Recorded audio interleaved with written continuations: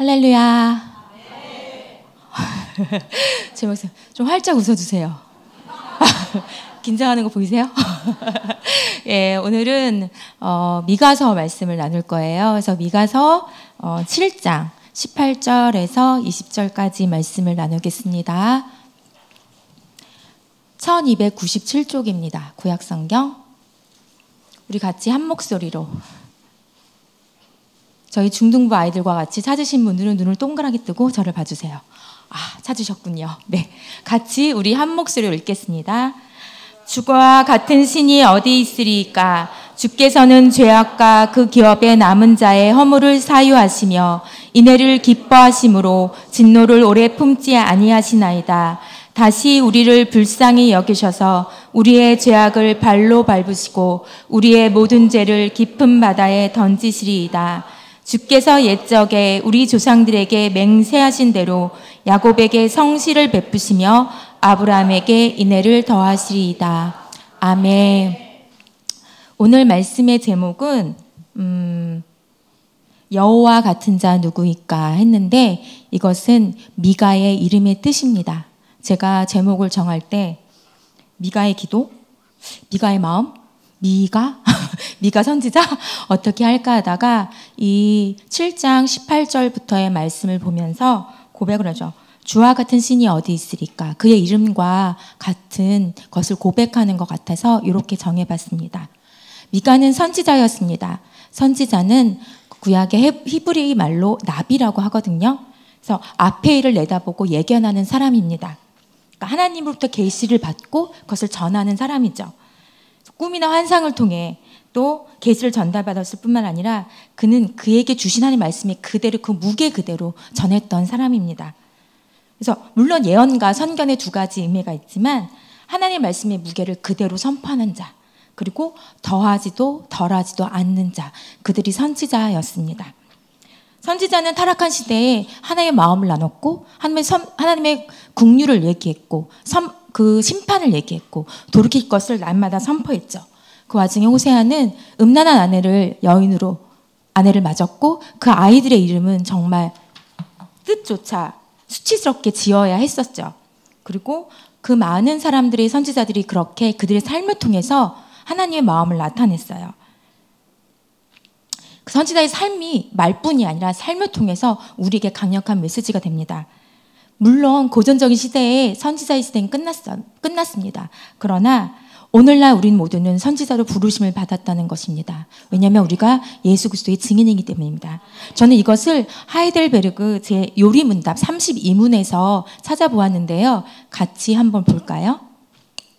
우리 읽어보겠습니다. 시작. 32문. 그런데 당신은 왜 그리스도인이라 불립니까? 왜냐하면 내가 믿음으로 그리스도의 지체가 되어 그의 기름 부음에 참여하기 때문입니다. 나는 선지자로서 그의 이름의 증인이 되며 제사장으로서 나 자신을 감사의 산 제물로 그에게 드리고 또한 왕으로서 이 세상에 사는 동안은 자유롭고 선한 양심으로 죄와 마귀에 대항하여 싸우고 이후로는 영원히 그와 함께 모든 피조물로 영원히 다스릴 것입니다. 아멘. 이 하이델베르그 요리문답은 문답식으로 작성된 거예요. 그리고 웨스터민스터 신앙고백과 더불어서 저희에게 많은 가르침을 주고 영향력 있게 느껴집니다. 여기에서 아까 성경에서 보았듯이 선지자는 그들의 삶과 말을 통해서 우리에게 그 백성들에게 하나님의 말씀을 전했다고 합니다. 오늘 제가 나누고자 하는 것은 미가가 받았던 그 말씀의 무게가 어떠했는지 그 말씀의 무게를 통해서 미가가 어떠한 것을 선포했는지를 좀 살펴보고자 해요. 제가 어떻게 다 보겠습니까? 하지만 좀 빨리 찾으셔야 될 것 같은데 말씀이 같이 나올 것 같습니다.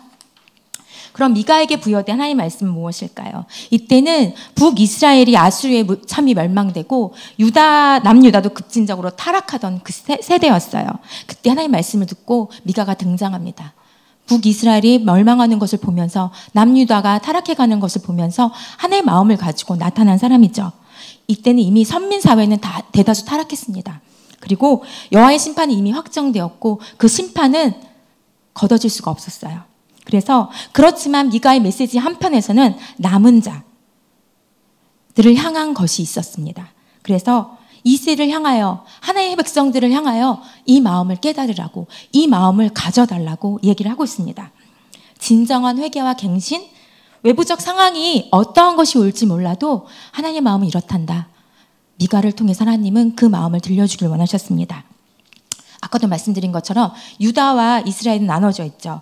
그렇지만 거의 비슷하게 불의와 불법이 상행했고 가난한 자들은 소외됐어요. 종교의 문제만이 아니었어요. 이것은 이웃의 문제로 확장되었습니다. 그리고 유다 왕 아하스는 친아수르 정책을 펼치면서 그 아수르의 우상들을 가져왔어요. 그게 그들에게 종교가 혼합되기 시작했고 그 다음에 히스기야가 등장하며 종교개혁을 시도했지만 결국은 아수르부터 압박적인 군사적인 압박을 받는 그런 시대였습니다. 정의에 대해서도 무감각했고요. 지도자들은 언약과 약속들을 등한시했습니다. 우리 7장 5절에서 6절을 같이 볼까요? 미가서 7장 5절에서 6절 보시면 이건 제가 읽을게요. 너희는 이웃을 믿지 말며 친구를 의지하지 말며 내 품에 누운 여인에게라도 내 입의 문을 지킬지어다. 아들이 아버지를 멸시하며 딸이 어머니를 대적하며 며느리가 시어머니를 대적하리니 사람의 원수가 곧 자기 집안의 사람이로다.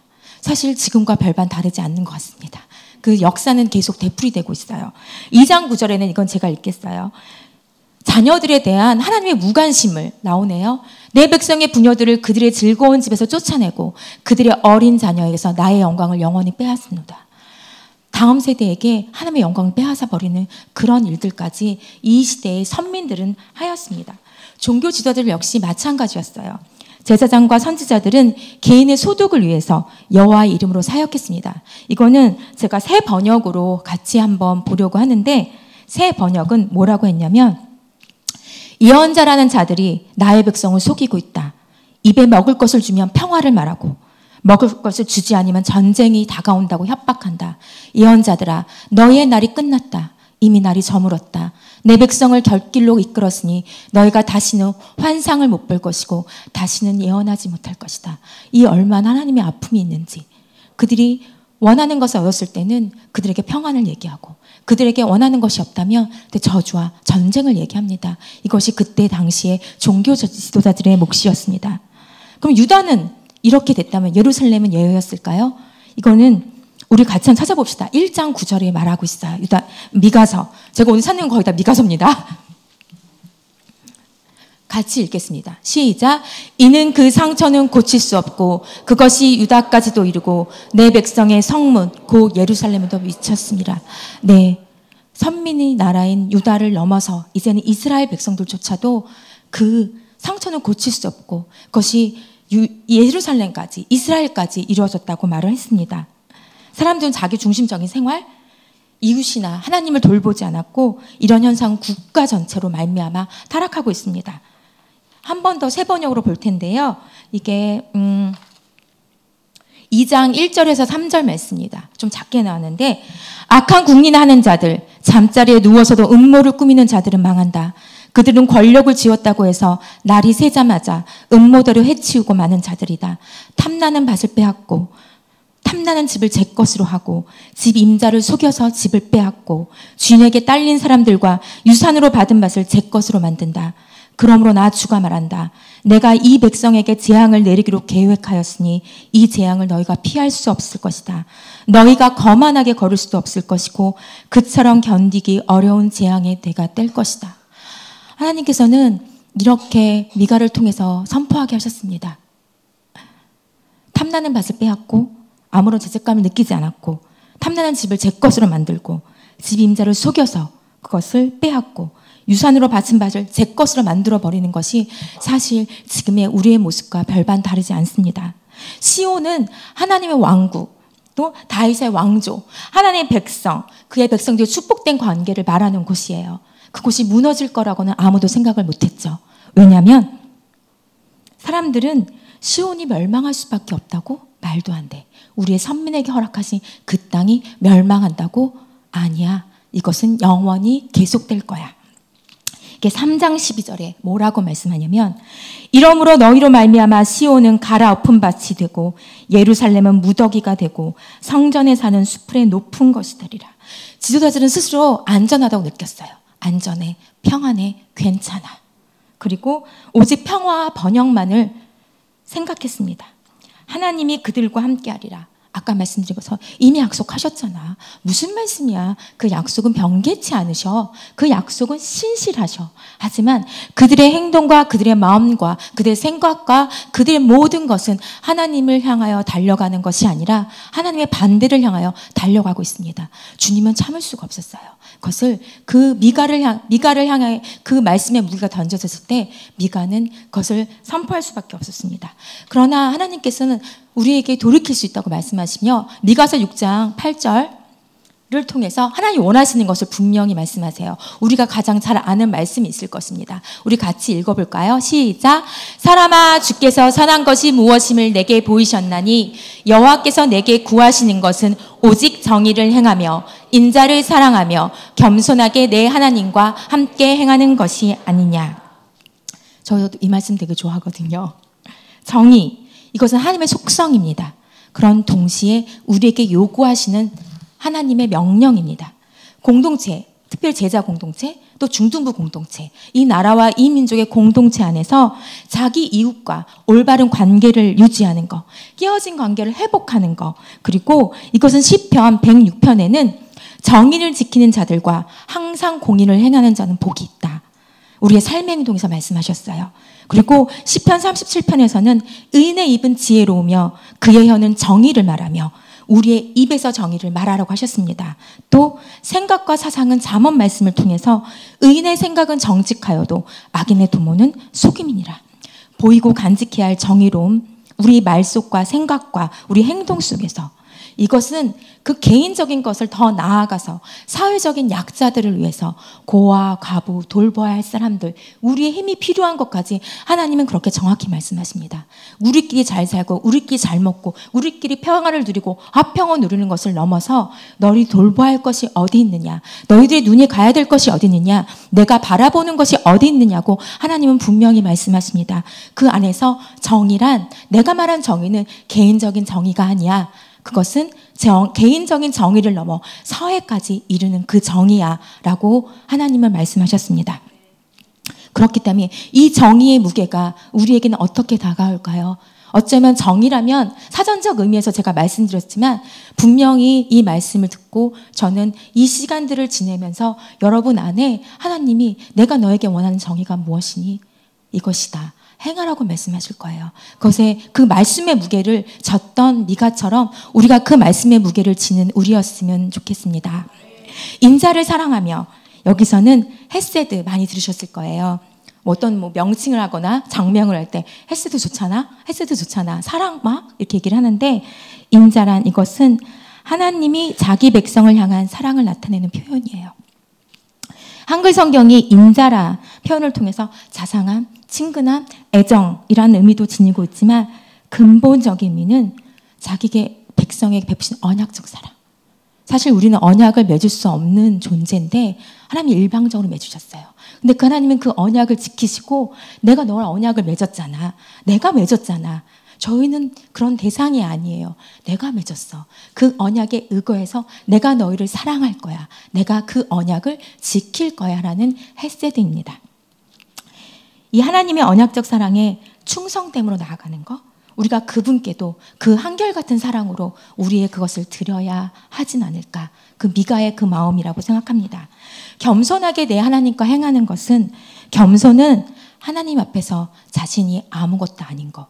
우리 너무 사전적 의미는 잘 알고 있습니다.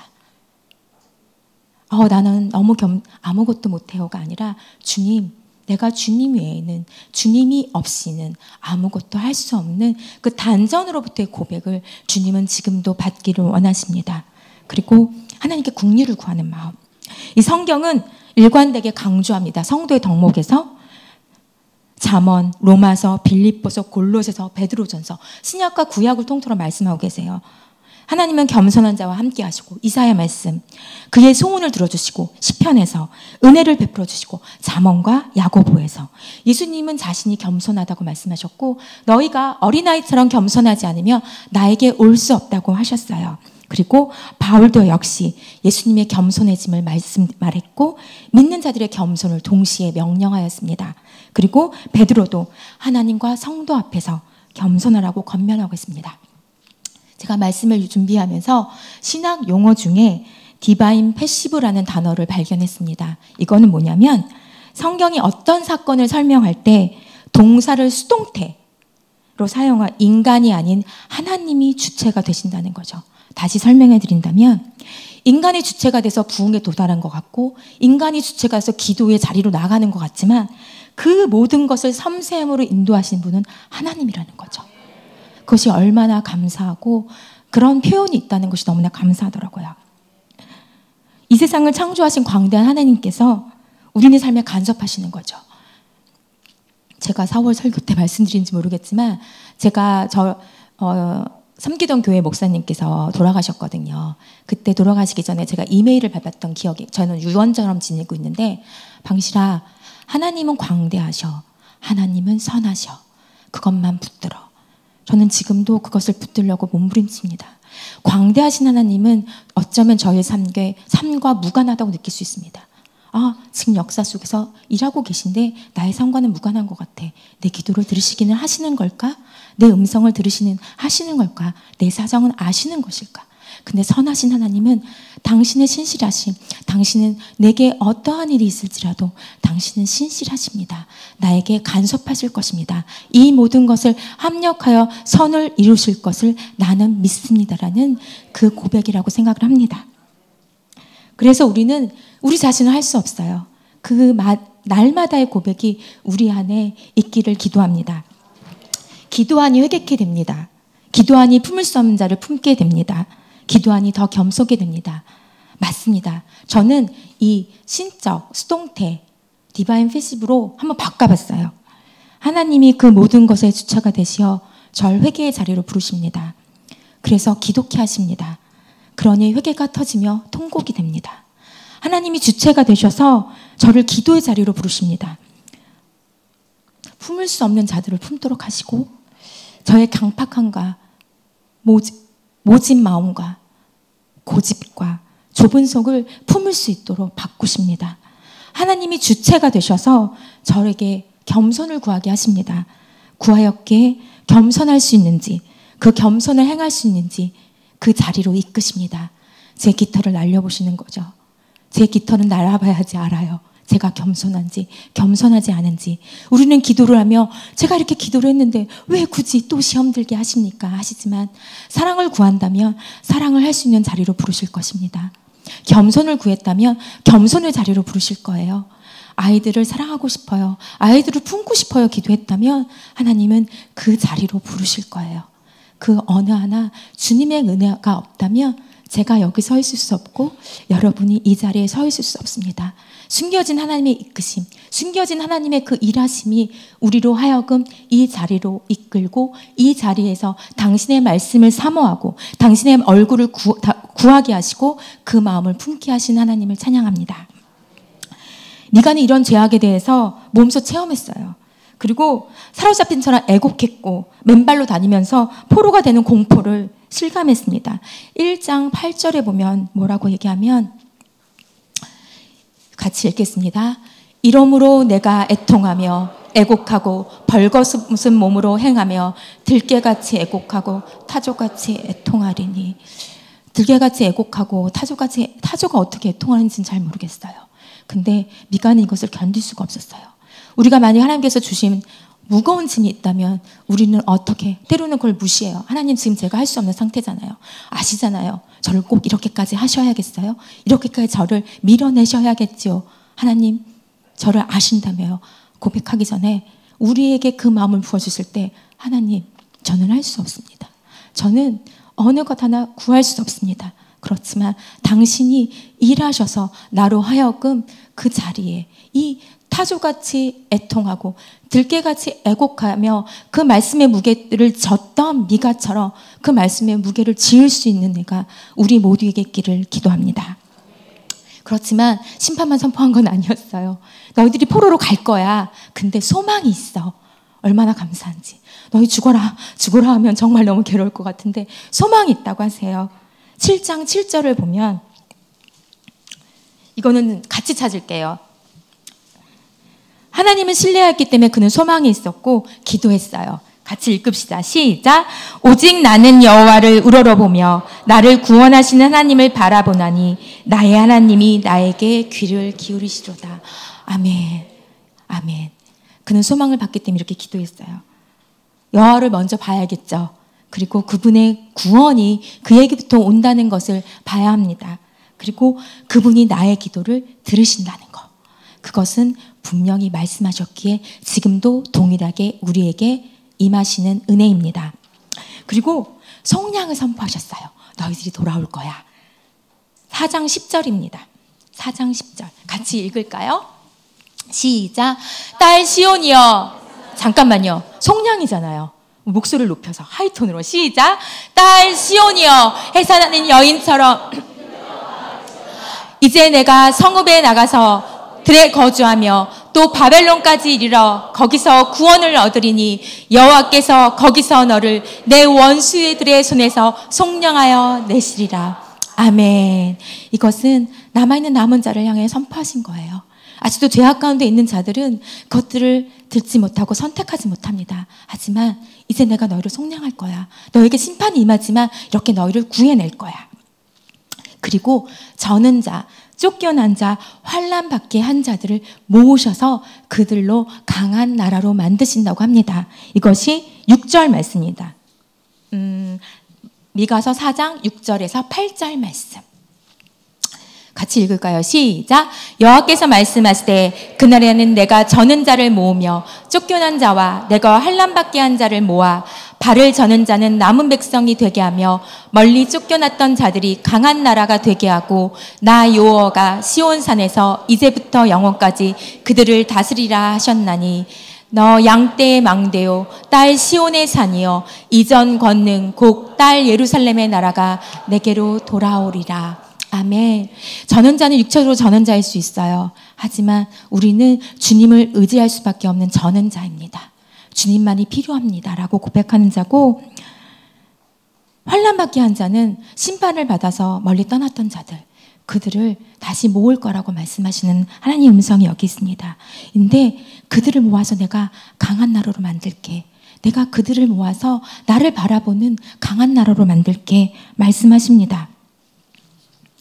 우리의 부족함, 연약함에도 불구하고 이것은 아까 말씀드렸잖아요. 하나님의 언약 백성, 언약에 기초한 사랑으로 긍휼히 여기심과 또 강권적인 역사의 회복으로 말미암아 이들을 강한 나라로 만드신다고 합니다. 이미 앞에서 여러 번 말씀드렸던 것처럼 그들이 왜 떠날 수밖에 없었나요? 왜 시온이 무너졌나요? 그것은 동족을 착취하고 핍박하고 그리고 돌보지 않고, 나중에 지금 찾아보지 3장 2절에서 5절을 보면 어떻게 표현하냐면 백성의 가죽을 벗기고 살을 뜯어서 그들의 살을 먹으며 다지기를 냄비와 속 가운데 담을 고기처럼 하는도다. 그들의 그 표현을 아주 극적으로 표현하셨어요. 너희가 지금 그러고 있어. 너희의 죄악이 이만큼 찼어. 라고 말씀하고 계세요. 쫓겨난 자는 하나님에서 쫓겨났고 하나님께서 환난받게 하신 자들이에요. 하지만 악한 자를 공의와 정의로 잣대로 기준으로 심판하신 분도 하나님이시지만 그들을 모을 자도 하나님이심을 우리가 기억하여야 합니다. 그래서 6절에 아까 모으며, 모아라는 단어가 있어요. 앞에 모으면은 룻기에 나온 표현인데 그 이삭을 줍잖아요. 그 이삭을 모은다는 그 모음의 표현이거든요. 뒤에 이 모아는 여호와께서 포로된 자를 불러 모을 때 그 모아의 뜻이에요. 그러니까 이렇게 내가 이삭을 줍듯이 너희 포로된 자를 모으듯이 확증된 하나님의 선포인 겁니다. 내가 너희를 돌이키고 너희를 보낼 거야. 너희들을 오게 할 거야. 라는 말씀입니다. 우리는 과거에 전원자였어요. 쫓겨난 자였고 죄악 가운데 있던 자였죠. 아까 기도 속에 있었던 것처럼 우린 택하신 족속, 왕 같은 제사장, 그리고 그의 소유가 된 백성으로 불러주셨어요. 계시록 말씀에도 우리를 나라와 제사장으로 삼으신 그에게 영광과 능력이 세세토록 있다 라고 말씀하십니다. 7절에 남은 백성이 되게 하며, 이거는 죄악으로 인해 하나님의 심판을 받은 이스라엘 백성들 중에 하나님의 은혜를 입어 이제 약속의 땅으로 돌아올 자, 그냥 자리 이동의 문제가 아니라 회복될 자들이 군사력, 외교력으로 인해서 강성하는 게 아니라 하나님의 통치로 인해서 넘볼 수 없는 그 나라를 만드신다고 합니다. 그런데 하나님만 의지하라고, 하나님만 바라보라고 할 때 우리는 스스로 편한 목발을 찾습니다. 나를 좀 더 이동이 편한 것들을, 아니면 좀 멋진 그런 목발을 찾습니다. 그리고 나 스스로 걸어가려고 합니다. 환난당한 그 땅에서 내가 스스로 하나님 없이 여기서 어떻게 잘 살아볼까? 내 스스로 내가 주인 되어서 그것을 꾸미고 나갑니다. 스스로 세워가는, 내가 주체가 된 지금 그 마음이 우리 안에 있다면 하나님께 고백해야 됩니다. 내가 목발을 버리겠습니다. 내가 이 환난당하는 그 땅에 보내신 그곳에서, 이곳에서 잘 먹고 잘 사는 것이 아니라 이렇게밖에 하실 수 없는 그 하나님의 그 마음을 알게 해달라고, 그 마음을 부어달라고 기도해야 합니다. 하나님은 5장 2절에서 우리가 성탄절 때 많이 선포된 말씀을 말씀하십니다. 메시아, 하나님의 왕국의 성립을 하실 메시아를 말씀하십니다. 5장 2절을 한번 볼까요? 같이 읽겠습니다. 베들레헴 에브라다야, 너는 유다 족속 중에 작을지라도 이스라엘 다스릴 자가 내게서 내게로 나올 것이라.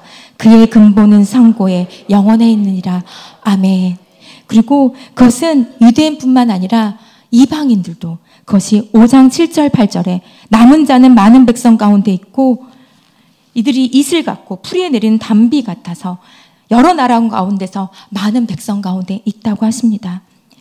드디어 오늘 본문이 나왔네요. 7장을 왔습니다. 7장 14절에서는 양떼를 먹이시듯 택한 백성들의 목양을 하시는 그분께 기도를 드려요. 미가가. 15절 17절에서는 여호와의 선민의 구원의 약속에 대해 자신의 믿음을 고백해요. 드디어 오늘 본문 18절 20절에서는 선민을 향한 하나님의 인애를 바라보며 선취적인 찬양을 합니다. 아직 오지 않았어요. 아직 오지 않았어요. 하지만 이루어질 것을 내가 바라봅니다. 그로만 말미암아 내가 감사하며 기도하며 찬양합니다. 이 미가의 고백이 우리 안에 있기를 기도합니다. 자비를 베푸길 원하시고 그 백성들을 향해서 끊임없이 은혜를 베푸시는 하나님은 사랑이 많으신 하나님입니다. 그 하나님은 우리에게 심판을 주시고 기뻐하지 않으세요. 그럼에도 불구하고 심판을 받을 수밖에 없을 때 회개의 자리를 보내시고 그곳에서 나의 마음을 알라고 그렇게 끊임없이 하나님은 도전하십니다. 그래서 그 미가가 다시 우리를 불쌍히 여겨주세요. 그리고 우리 모든 죄를 깊은 바다에 던져주세요. 그리고 조상과 언약을 맺으신 이것을 가능케 하시는 것은 제가 아니라 당신이 우리 조상과 언약을 맺으셨잖아요. 그 언약의 근거에서 그렇게 해주세요. 우리에게 하나님의 언약이 필요합니다. 그 언약을 받아야 합니다. 그래서 그 언약을 근거로 당신 하나님 그것으로 회복시켜 주세요 라고 할 수 있습니다. 그래서 기회를 주실 때, 그 기회를 허락하실 때, 그 자리로 인도하실 때 우리는 그 기회를 잡아야 돼요. 놓치지 말아야 돼요. 그 마음에 그 부담감이 있을 때 지금은 아니에요. 됐어요 하나님, 조금 저를 살펴주세요가 아니라 알겠습니다 하나님, 지금 말씀하셨죠? 지금 겸손히 하시라는 기도를 하셨죠? 회개하셨죠? 네, 제가 그것을 붙들겠습니다. 하나님으로 사랑으로 인한 기쁨이 우리에게 있어야 돼요.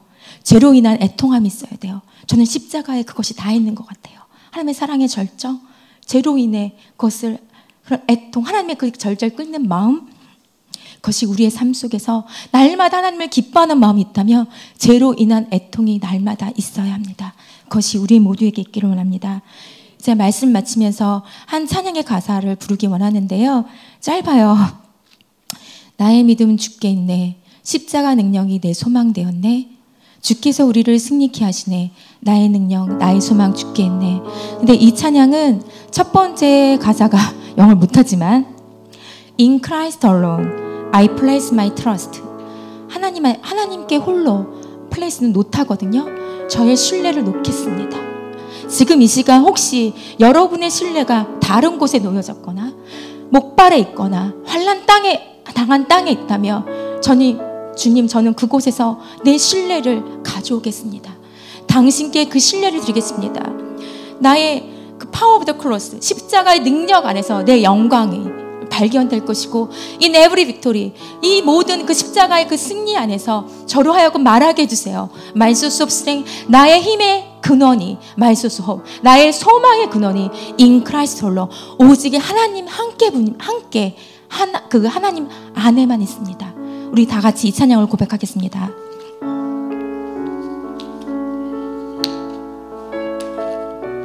나의 믿음 주께 있네. 나의 믿음 주께 있네. 십자가 능력이 내 소망 되었네. 주께서 우리를 승리케 하시네. 나의 능력 나의 소망 주께 선포하세요. 나의 믿음 주께 있네. 십자가 능력이 내 소망 되었네. 주께서 우리를 승리케 하시네. 나의 능력 나의 소망 주께 나의 믿음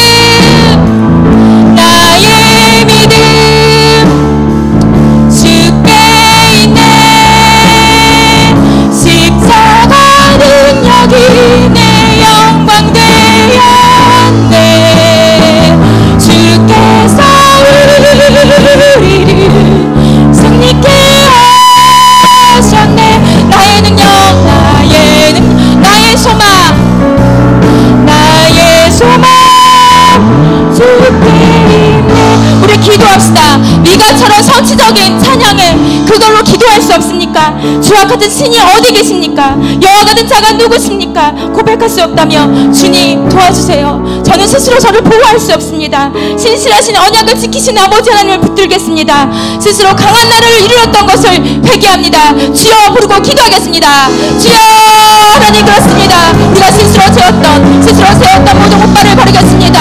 우리의 소망을 주께 두지 아니하고 우리의 모든 것을 주께 두지 않고 다른 것에 두었던 모든 것을 버리며 나아갑니다. 미가가 사도처럼 애곡하며 불개처럼 울부짖으며 하나님의 말씀의 무게를 감당하였던 것처럼 우리 안에 그런 회개와 그런 말씀의 무게를 가지는 사람이 되길 원합니다. 우리를 하여금 주를 바라보게 하여 주시고 우리의 모든 소망과 우리의 구원의 능력이 주께 있음을 보게 하여 주시옵소서.